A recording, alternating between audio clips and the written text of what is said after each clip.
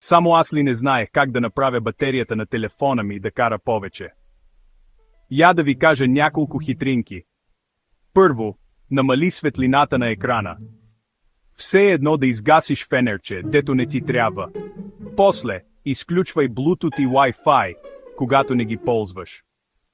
Телефонът ти не е детектив, няма нужда постоянно да търси сигнали.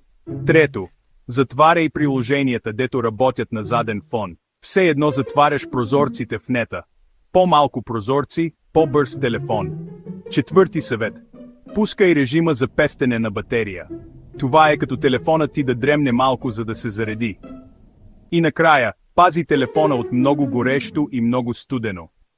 Батерията на телефона ти е като златокоска. Харесвай да не е нито много топло, нито много студено, ами точно както трябва. Ей гина, хора! 5 лесни начина батерията на телефона ти да държи повече.